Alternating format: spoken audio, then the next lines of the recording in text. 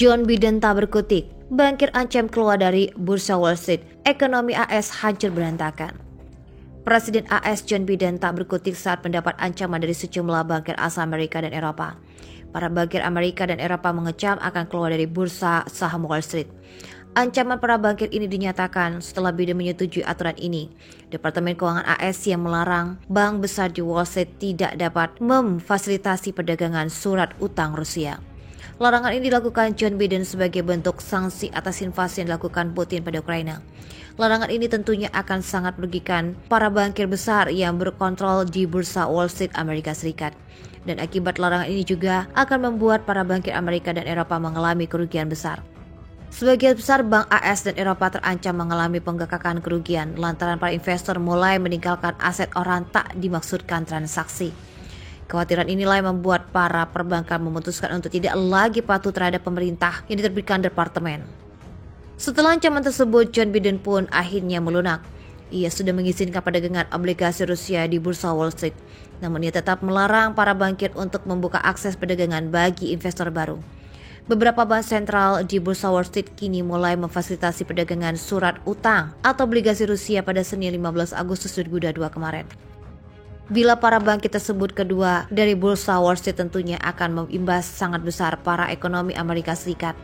Reuters mencatat usai obligasi Rusia mulai diperdagangkan sejumlah perbankan kini mulai kembali ke pasar Wall Street, di antaranya Bank JP Morgan Chase & Co, Bank of America Corp, dan juga Barclays PLC.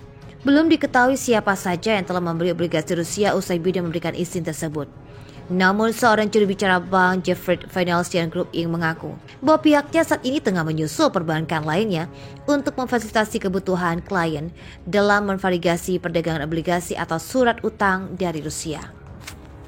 Perusahaan kartu kredit hingga telekomunikasi Amerika Serikat mulai kesulitan dalam memenuhi pembayaran tagihan sesuai jadwal. Salah satu tanda ekonomi di ambang resesi. Apakah ekonomi Amerika sudah dalam resesi? Perdebatan ini muncul di antara para bankir bank sentral, investor, ekonom hingga politisi.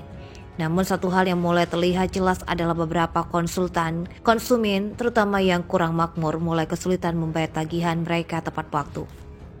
Mengutip CNN, data dari perusahaan kartu kredit dan operator Cable minggu ini menyoroti tanda peringatan itu pada 21 Juli 2022 yang lalu. Raksasa kartu kredit di cover dan Capital One mencatat pendapatan kuartalan yang lebih rendah dari ekspektasi analis saham mereka jatuh dalam berita tersebut.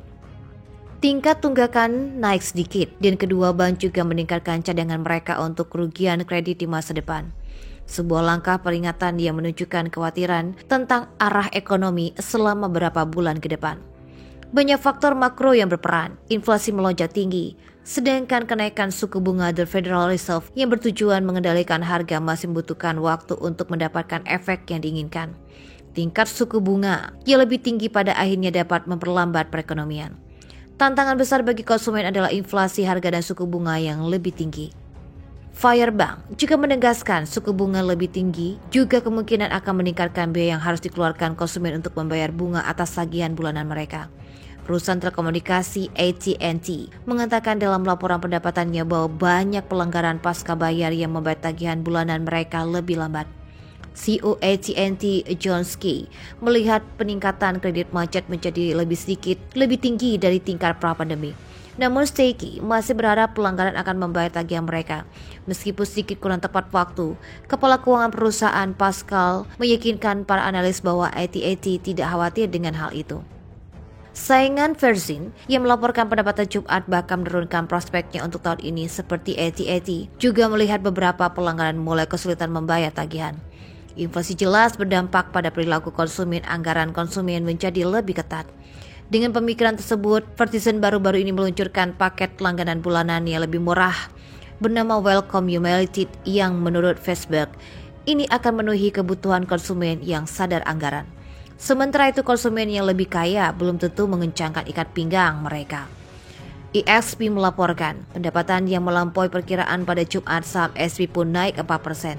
CEO Stephen Curry mengatakan dalam rilis pendapatan bahwa akan ada pemulihan yang kuat dalam tingkat pengeluaran perjalanan dan hiburan yang membantu kinerja Amex. Scurry juga mengatakan kinerja kredit perusahaan tetap luar biasa dengan kredit macet mendekati prosesi terendah dalam sejarah. Amex juga membangun cadangan kredit yang lebih kecil pada kuartal tersebut. Selama panggilan konferensi dengan analis bahwa perusahaan mengawasi data pasar tenaga kerja, mengatakan bahwa ada korelasi antara orang kehilangan pekerjaan dan tidak mampu membayar tagihan mereka. Rusia memberikan peringatan keras kepada Amerika Serikat yang hendak menyita penyitaan aset milik Moskow.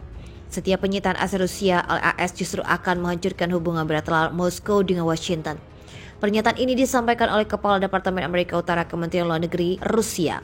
Reuters juga melaporkan hubungan Rusia dengan AS serta sekutunya telah memburuk sejak invasi Rusia ke Ukraina pada 24 Februari yang lalu.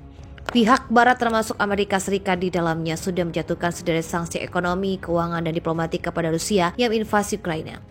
Banyaknya sanksi yang dijatuhkan ke Rusia belum pernah terjadi sepanjang sejarah di dunia. Salah satu sanksinya yakni membekukan sekitar setengah dari cadangan emas. Sebelumnya, pejabat tinggi Barat termasuk Kepala Kebijakan Luar Negeri Eropa Josep Borrell telah menyarankan penyitaan cadangan beku Rusia untuk membantu mendanai rekonstruksi masa depan Ukraina. Sontak saja rencana perombakan aset Rusia ini langsung ditentang oleh Moskow. Alexander Dutch kepada TASS dalam sebuah wawancara mengungkapkan bahwa Rusia memperingatkan Amerika tentang konsekuensi merugikan dari tindakan semacam itu yang akan secara permanen merusak hubungan bilateral yang bukan merupakan kepentingan mereka maupun Rusia. Belum jelas aset mana yang dimaksud laporan Reuters. Sebelumnya AS dan sekutu Eropa telah membekukan aset senilai 30 miliar US dollar untuk Chiligrar atau miliarder Rusia. Para oligarki tersebut memiliki hubungan dengan Presiden Rusia Vladimir Putin. Adapun aset yang disita termasuk kapal pesiar, helikopter, real estate hingga seni menurut pemerintah AS. Departemen Kehakiman AS sedang mencari otoritas yang lebih luas dari Kongres untuk menyita aset oligarki Rusia sebagai sarana untuk menekan Moskow atas tindakannya di Ukraina, kata seorang jaksa pada bulan Juli. Darchiv, pejabat Kremlin Rusia ini juga mengatakan hubungan diplomatik Moskow-Washington akan rusak parah, bahkan putus jika Rusia dinyatakan sebagai negara sponsor terorisme. Dalam konteks ini, Darchiv ingin menyebutkan inisiatif legislasi yang saat ini sedang dibahas di Kongres untuk menyatakan Rusia sebagai negara sponsor terorisme. Jika disahkan, itu berarti Washington harus melewati titik tidak bisa kembali. Berbicara tentang situasi di Ukraina, Darchiv mengatakan bahwa pengaruh AS di Kiev telah meningkat ke tingkat bahwa Amerika semakin menjadi pihak langsung dalam konflik. Diketahui Washington menawarkan pembebasan Brittney Griner dan Paul Whelan yang ditahan di Rusia dengan imbalan Viktor Bout yang ditahan di AS. Viktor Bout merupakan pedagang senjata Rusia yang disebut jaksa AS sebagai salah satu pedagang senjata paling produktif di dunia.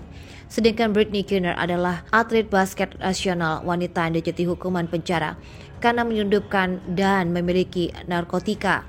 Sementara Paul Whelan merupakan mantan marinir AS yang ditahan karena tuduhan spionase.